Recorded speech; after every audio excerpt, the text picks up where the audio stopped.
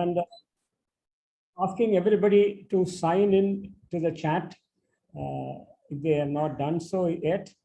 I see 49 participants, for 47, 48. Yeah, okay.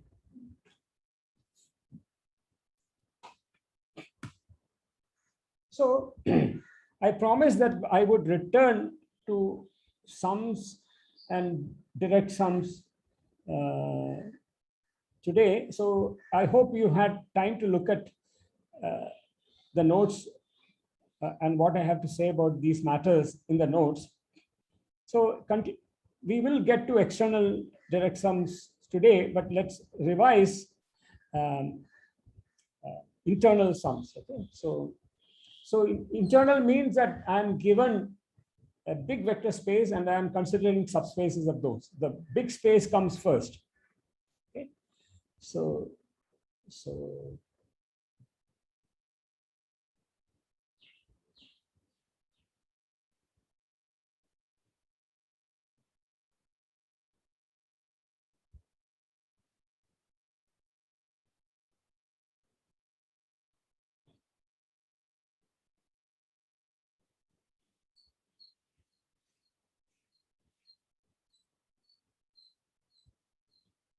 So we are continuing internal sums and direct sums.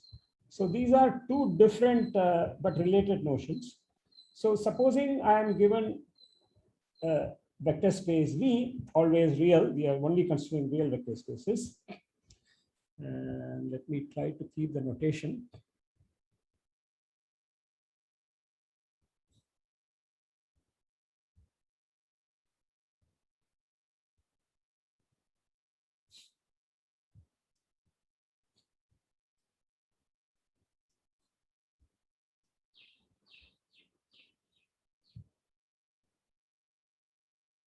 Yeah, and I'm given subspaces W1 and W2. So W1 is a subspace and W2 is a subspace.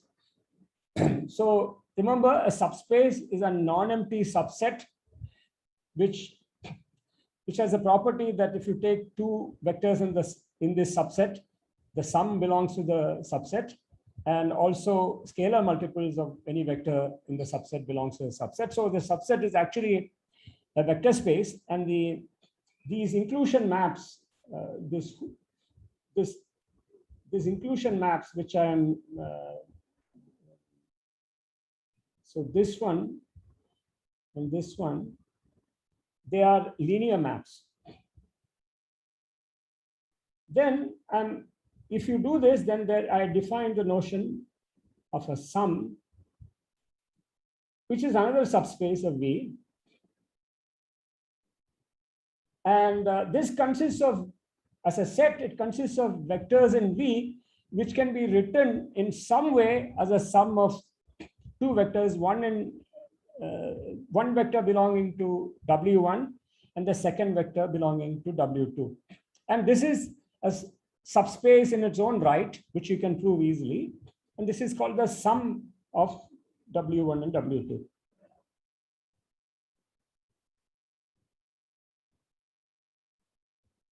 So actually, sum makes only the internal sum makes sense. There is no notion of an external sum. The external direct sum makes sense, but only the internal sum makes sense.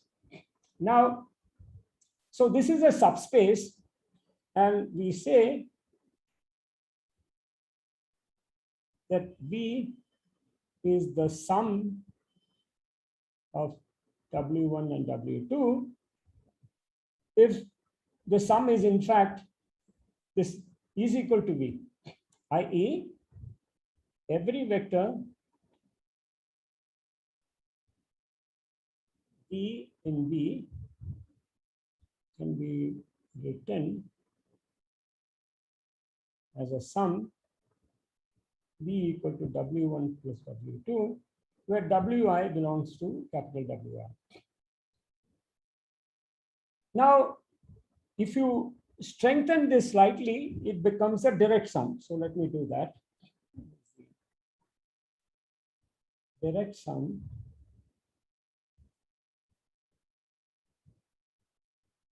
uniquely.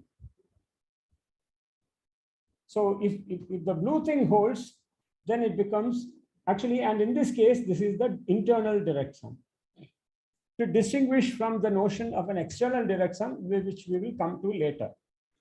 So the blue, if V is indeed the direct sum of W1 and W2, we write V equals W1 direct sum W2.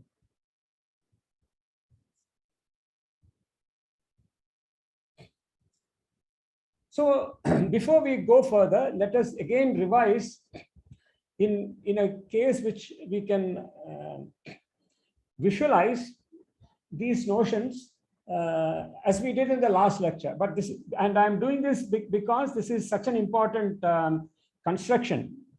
If you, whenever you recognize that a vector space is a direct sum of some subspaces, especially when there are other things going on, like linear maps, it's a very valuable way of dealing with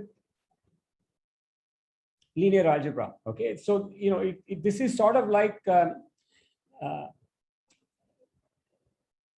you know, just as you build more complicated machinery by putting together smaller pieces, you can build more complicated linear algebra by putting together smaller pieces. So by linear algebra, I mean not just spaces but also maps. Okay, we will understand this better as we go along. So let us examples. Let's quickly run over them. So so I take V to be R3. V is R3, and I'm just going to, this is X, Y, Z. I will use the notation of the last lecture, Wx equals x-axis, or maybe I didn't use this notation, but let me just use it. Y-axis, Wz equals z-axis. So these are subspaces. Wxy equal to xy plane, etc. So just to make sure you understand the notion, I'll put up three questions. Is V a sum of Wx and Wy? 2, is V a sum of Wx and Wxy? Is V a sum of Wx, Y, and Wyz? No. Wx and Wyz. 4, is V the direct sum of Wx and Wyz? 5, is V the direct sum of Wxy and Wyz? So, I mean, to some of you, the answers are immediately clear, and to others, the answers are not clear. So, if the answers are clear to you, just keep a little quiet. Let everybody think. By the way, I see there are now 56 people signed in, and there are presumably 58 people in the audience, because I see 60 participants, 2 of whom are me. So the 2 people who are not signed in, please sign in. Very good. So just think to yourself, look at these questions and just write down your answers for yourself. I'll give you a few minutes to write down the answers for yourself. And then I will, what I will do is I will say what the answer is, and then we can take a vote. I mean, or it'd be fun to know. Unfortunately, do I have a way of taking a poll? Apparently not. Yeah, yeah. I think there is a way of taking a poll. So I guess you can take a poll on Zoom. I'm logged in from another device, so your polling session is inactive. Okay. It's okay. This is not so crucial. Okay, so 61 participants. So the 3 people have not signed in. Please sign in. Or maybe some people are signed in twice. I don't know. Okay. So now is V a sum of Wx and Wy? Remember, you say that the vector space is a sum of 2 subspaces if the sum of the subspaces is equal to the vector space. That means every vector in V must be writable as a sum of vector in Wx and Wy. And that is not the case, because if I take any vector with non-zero z coordinate, that cannot be written as a sum of a vector in the x-axis and a sum in vector in the y-axis. So the answer to the first question is no. On the other hand, if I take the x-axis and the xy plane, again, that's V is not the sum of a vector in the x-axis and the xy plane, because again, if I take a vector with non-zero z coordinate, I cannot get that by adding a vector in the x-axis and a vector in the xy plane. So again, the answer is no. But if I change the xy plane to the yz plane, we have a better chance, because certainly any vector can be written as a sum of a vector in the x-axis and a vector in the yz plane. Okay, so here the answer is yes.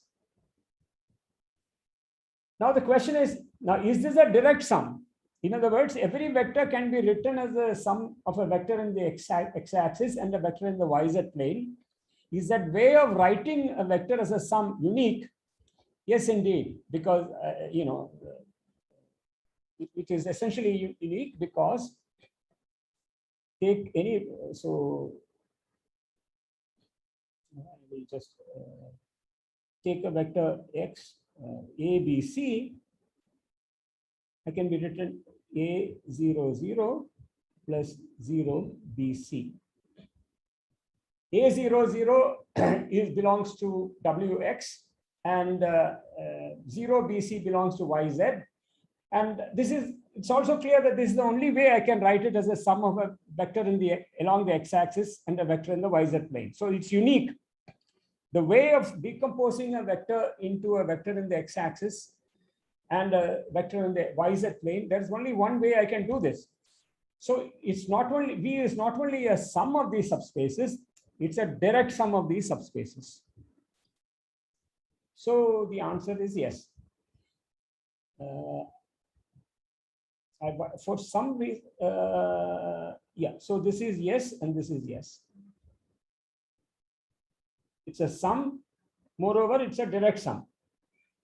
Now, is V a sum of wxy and wyz? Certainly, it's a sum, because any vector can be decomposed into a vector in the xy plane and a vector in the yz plane, but not in a unique way. Right? For example, this is not unique. It's a sum, but not direct. Why? If I take the vector 0 1 1 0 0 0 1 0, this can be, I mean, this belongs, okay, let me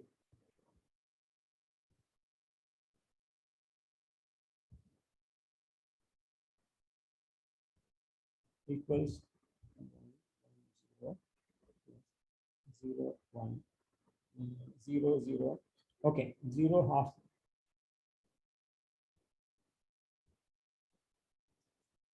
But this is also 1 1 0 plus 0 0 1.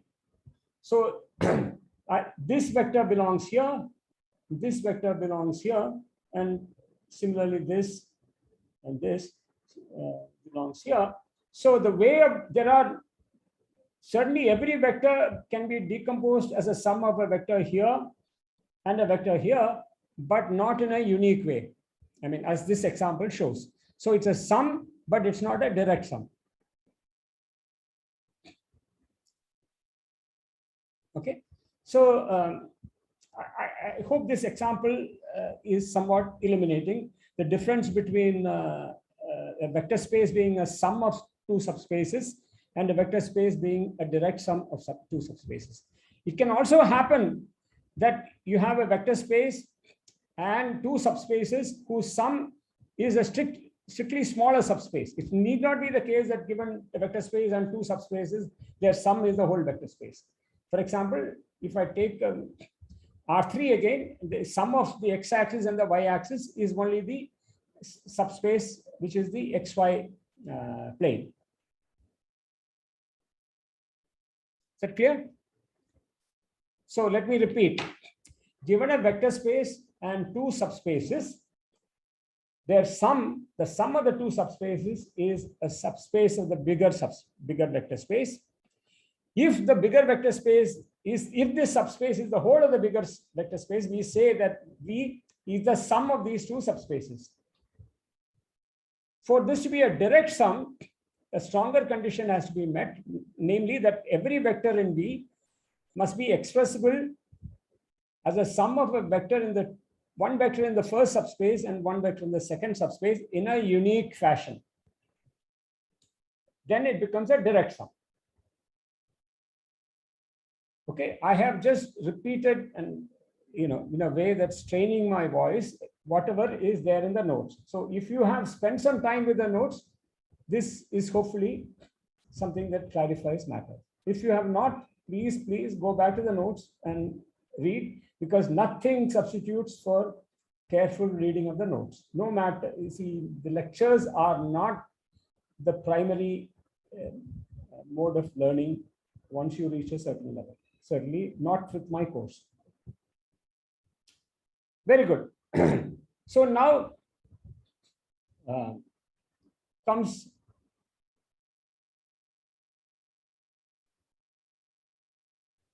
the notion of an external direct sum.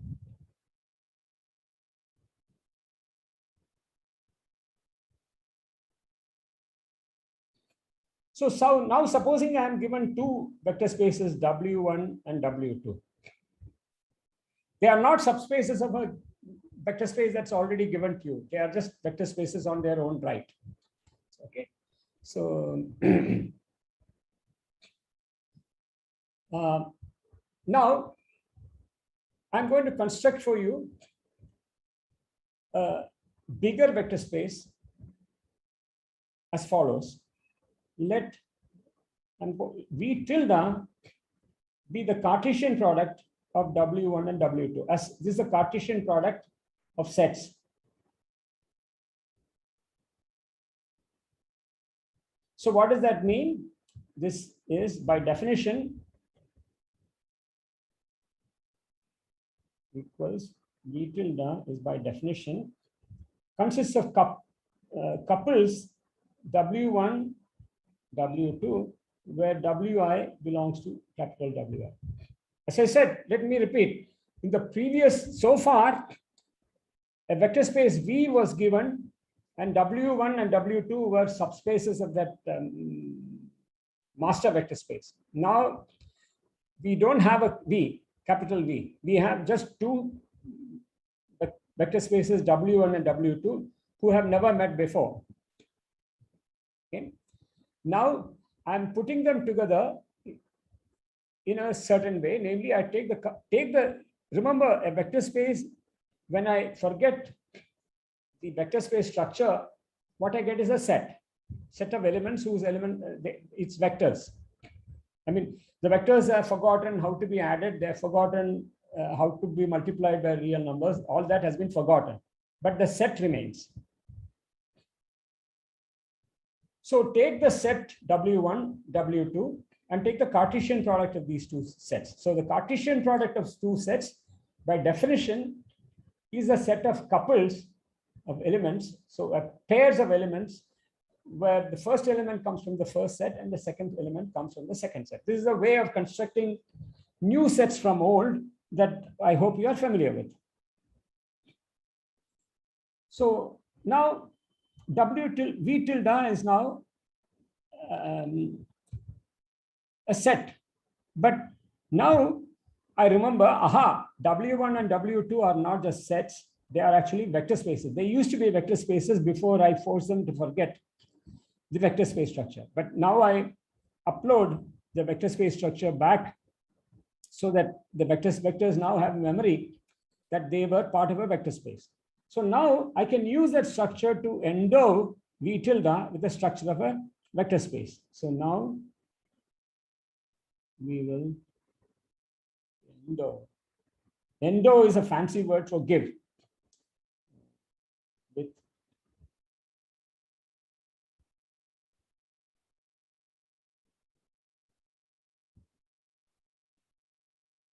as follows. Now, this is not arbitrary. You can't just out of the blue do things. This is guided by various requirements, which I will. So when after we do this, give this a structure, I will give some properties of that structure, which will be very natural, and it will turn out that if you demand that those properties hold, then there is no choice but to do what I have done. Okay. So,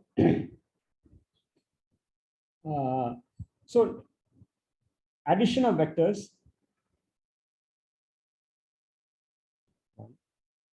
Addition of vectors. Take two vectors, take two elements of the product and W1 prime, W2 prime. This is by definition coordinate, what I call coordinate wise addition. So W1 and W1 prime both belong to the vector space capital W1, and therefore their sum makes sense. So you put that here, and you similarly do this.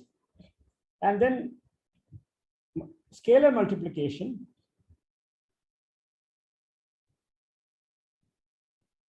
Lambda acting on W1, W2 is lambda acting on W1, definition, lambda acting on W2. Now you can, so what is the zero of V tilde? It is, you take the zero of W1 and you take the origin of W2, and you put them together to form this pair, and you define that to be the zero vector in the Cartesian product, and minus of W1, W2, you define that to be minus of W1, minus of W2. So with addition, scalar multiplication, the origin and the negative of a vector being defined like this, you can check that this gives a structure of a vector space on the Cartesian product, and various other properties. And this, it will turn out that V tilde, so it will turn out, and this I do it in the exercises, it will turn out V tilde has a subspace W1 tilde and another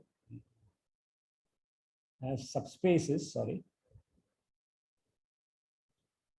subspaces W1 tilde and W2 tilde, such that V tilde is W1 tilde direct sum W2 tilde, and W1 tilde and W2 tilde are naturally isomorphic to W1 and W2. So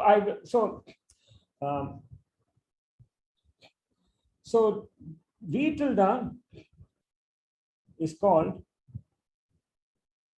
the external direct sum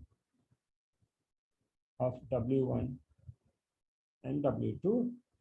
And so the point is that so by the way, I'm not, so when I say it will turn out, meaning it is true, but I'm not going to spend time on it today. It's there in the notes. It's for you to read carefully.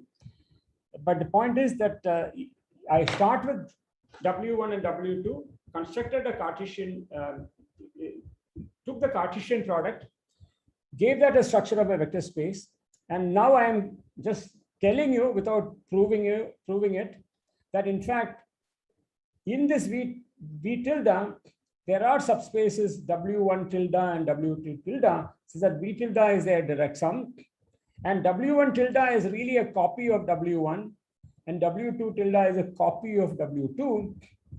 So the external direct sum is the same as the internal direct sum. So to understand this statement, which is strictly only a statement in English, you have to go to my notes where a precise mathematical statement, reformulation of the statement is there, and you have to work through that.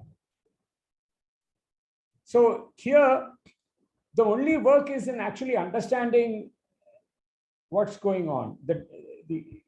So reading the sentence in English, understanding what it means in mathematics. Once you do that, proving it, you can prove on autopilot, but it is a matter of understanding what's going on.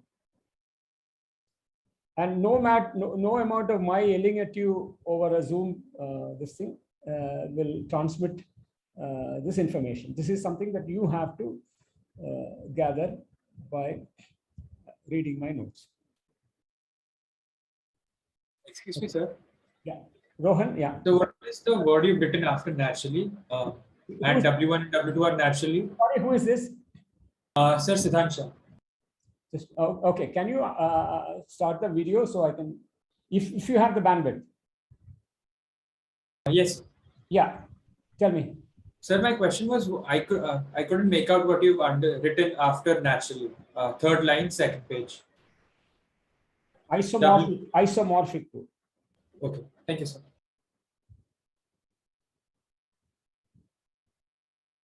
So isomorphic is a Akash Yadav to everyone. Let me see. What is the, yeah, see, naturally has a, okay, in mathematics, naturally means, sometimes it's used as a word in English, and sometimes there is a precise meaning you can give to it. In this case, you can actually give a precise meaning. Naturally is, I mean in the English sense, that there is essentially, if you see it from the correct point of view, there is only one way for this to do this. So it is something that's natural in the English sense. So if that worries you, just forget it. Okay. Natural means that if you understand the situations clearly, if you got the rest of the thing figured out, then you should be able to see this as something natural. It is not an artificial construction. Okay. But if that bothers you, and there is, it might legitimately bother you, because, after all, you can say in a mathematics lecture, why would anybody use the word natural? Yeah. So in that case, just forget it. If it's not helpful, you can forget it. Okay. So just, yeah. Sir, in the previous lecture also, when you were talking about the isomorphism between R to the power of S, where S is like the set 1 to N, and Rn, right? You said there was a natural isomorphism, and you didn't put quotes around the word naturally. So in that context, is it the same thing? Or? Yeah, I mean, I really mean, what else can it be? Okay. Because I looked up what a natural isomorphism was after that. And that is what I'm saying. In mathematics, there is a notion of a natural isomorphism, which is kind of complicated.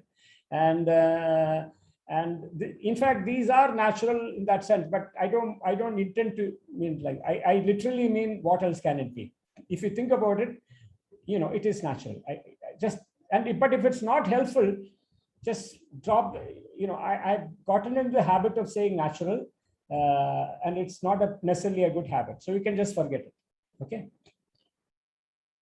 Okay.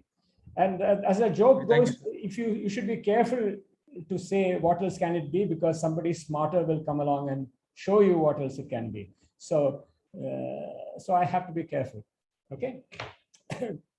Very good. So now let us. I am depending on you to study for yourself this part of the notes on direct sum, internal direct sum, external direct sum, and how the external direct sum is not that different from an internal direct sum. Okay, I spent quite some effort into, yes, natural and obviously are synonymous, and they are sometimes called weasel words. I mean, yeah, because sometimes when you say obviously, in fact, it's if you are saying it without thinking, sometimes you are often wrong. So yeah. Yeah, these are not very good habits. Using these words is not a very good habit. Yeah, I'll try to correct myself. Yeah, I think it's not helpful. Very good. Okay, so now I want to start. We are not yet done with abstraction. So people who are worried, please be patient. Very soon we will be in the thick of matrices, which are the most concrete and useful objects. They are incredibly useful, and not at all, the theory of matrices is very rich, very powerful, and really worth spending a lot of time on. I will get to it maybe after 2 lectures, okay? And then we'll be on relatively concrete ground. But before that, I have a very important topic, namely,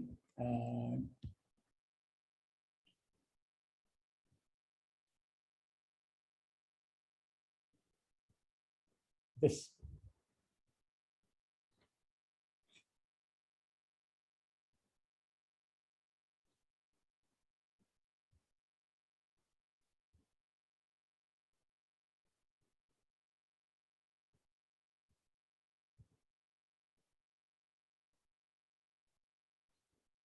So I'm going to spend 2 lectures, I think, on this. And this is really important stuff. And this gets many people confused for a good reason, because it is subtle stuff. It's really the most abstract part of linear algebra. It's not difficult, but yeah. So before I start this, are there questions?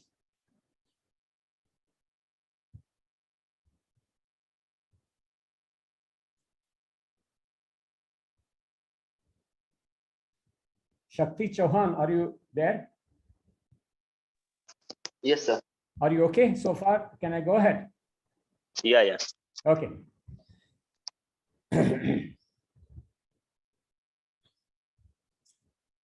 Okay.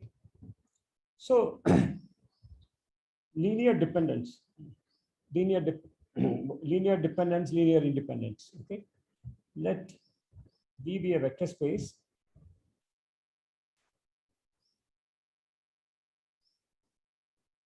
And S non-empty subset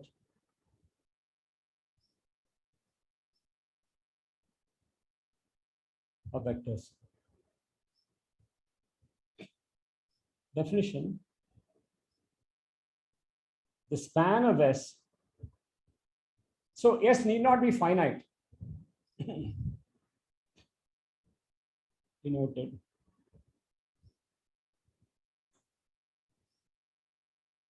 is a set of vectors V that can be written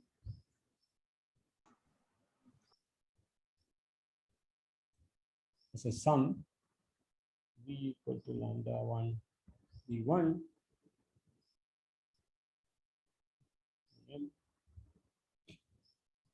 where V1 Vm belong to S and lambda 1 lambda m are real numbers. M greater than or equal to 1.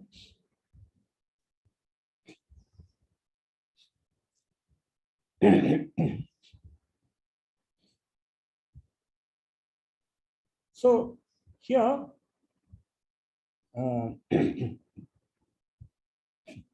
this is not necessarily unique.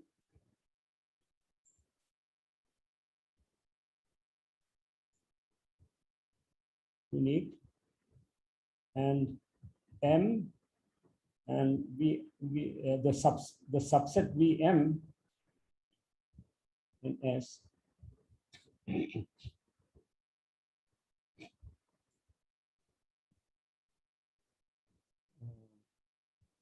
sorry, subset of S can depend on V. So, number of remarks which are immediate. One, this is a subspace of V. This is clear to you? If I have two vectors which can be written as a sum like this, their sum can also be written as a sum. And if I take a vector and which is a sum like this and multiply it by a scalar, all that happens is that all the scalars lambda I get multiplied by the same scalar. So sum and scalar multiples of elements in the span belong to the span. So this is a subspace. In fact, this is intersection of V tilde subspace of V, and S is contained in V tilde.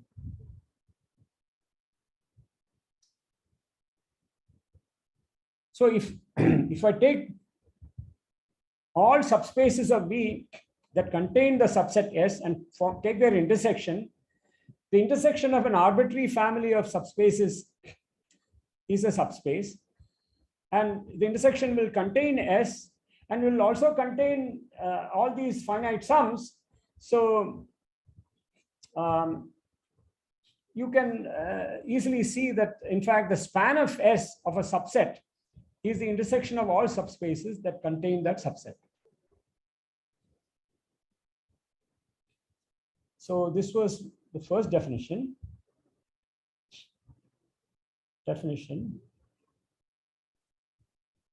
We will say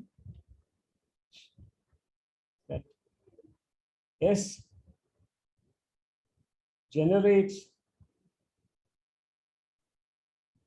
V if V is, the span of S is V.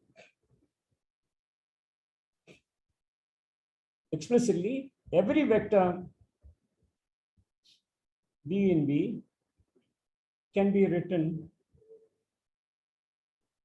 not necessarily uniquely,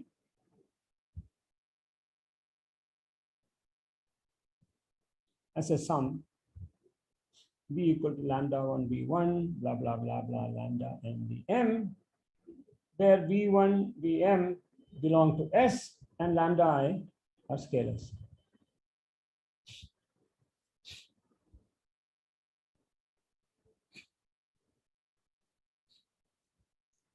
So we also say that span of S, so yeah.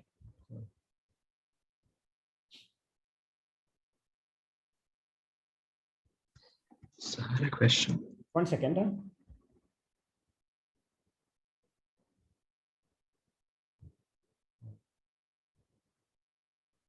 S spans. Yeah. So if you could scroll back up to the previous page, please. Sorry. If you could scroll back up to the previous page, please. What is it that you've written after sum? Here, In the definition of span of S. as a sum. Here, Oh. you mean Yeah, so that's what the whole thing in the brackets. M greater than or equal to 1. So that's M delta. M, you mean here? Yes, so that's, I think that is M, no?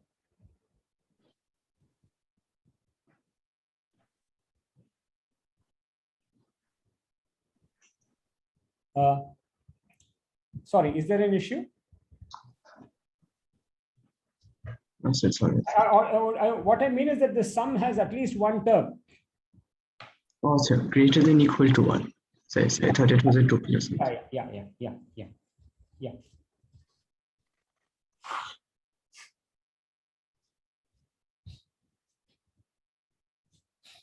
Yeah. Can I go on? Yes, thank you. Yeah.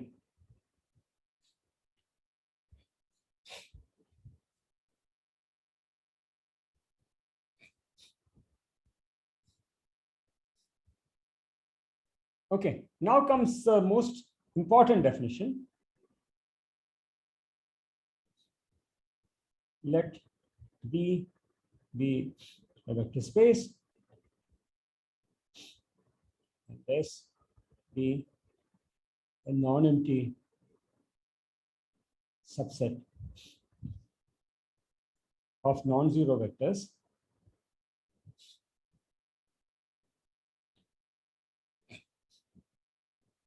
we say that S is a linearly independent set if the following holds.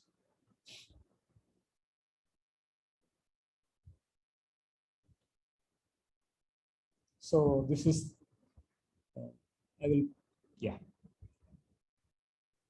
So any m bigger than or equal to 1 and m distinct vectors v1, vn, s.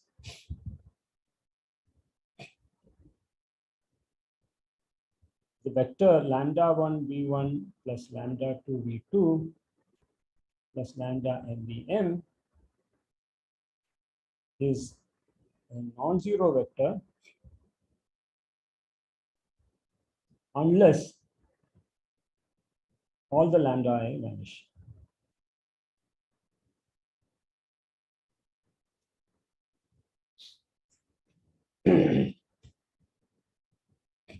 So this is the condition for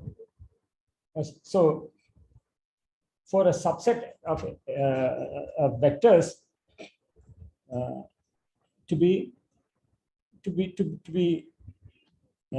carry the certificate of linear independence. Okay.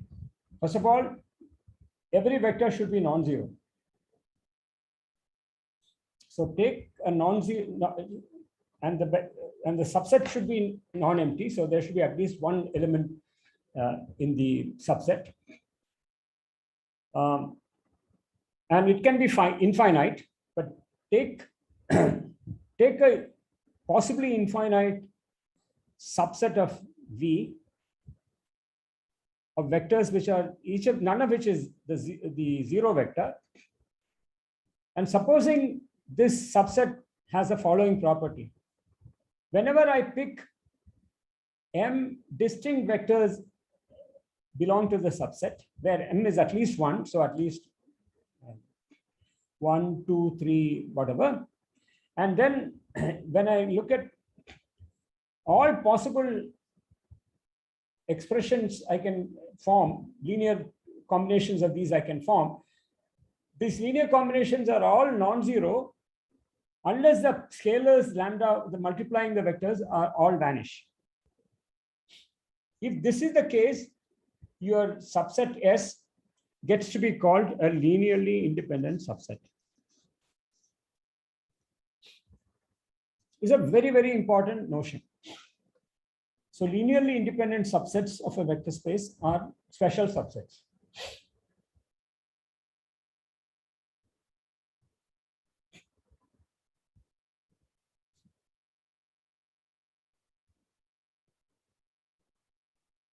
So now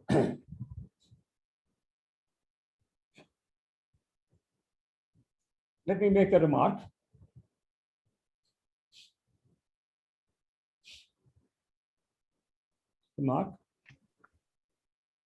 Any singleton set V1 with V1 non-zero is linearly independent.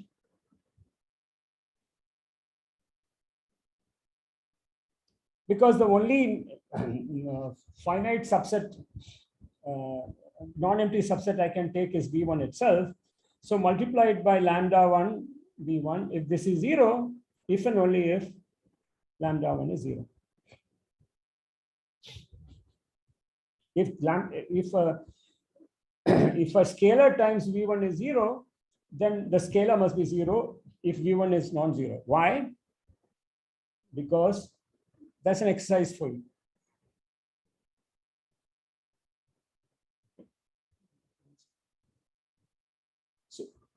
So let me prove this. If lambda 1 is 0, this is clear. What is the proof? This way, lambda 1, if lambda 1 is non-zero, then lambda 1 inverse lambda 1 V1 is lambda 1 inverse 0V is 0V. But on the other hand, this is lambda 1 inverse lambda 1 V, which is 1 times V, which is V, which gives you that V equal to 0V, which is a contradiction because I said V1, I started out by saying V1 is non-zero. Okay. So we proved that if I take any non-zero vector and consider the singleton set S equal to this, that is a linearly independent subset. Another remark, if S is linearly independent,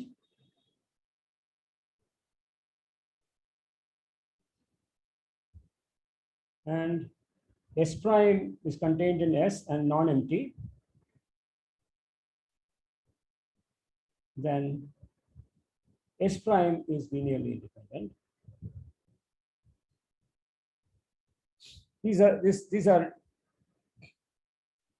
obvious remarks. Now comes an exercise which I personally find very useful to keep in mind. It's not difficult to prove, but I understand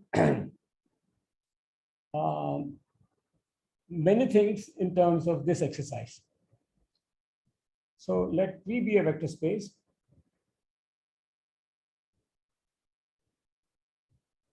And S a non-empty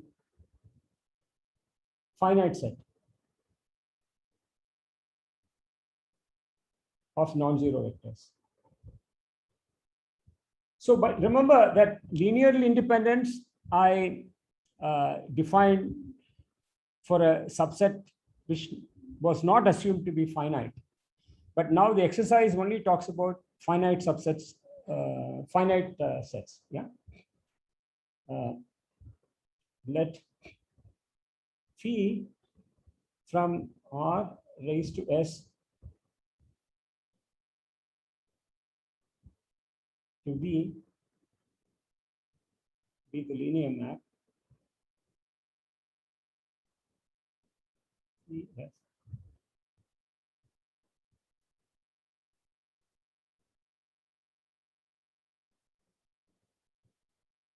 And S generates V. In other words, span of S is V if phi is surjective. B, S is linearly independent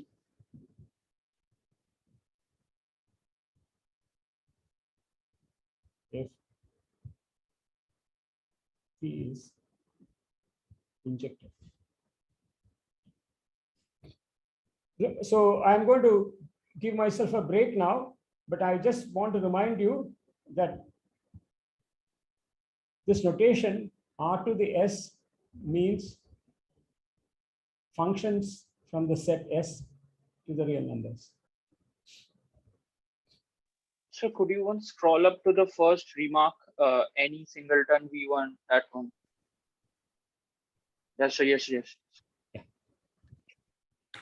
Okay, then I'll wait for you to process this because I want to, when I leave you, I want to leave you with the other screen, the exercise. So.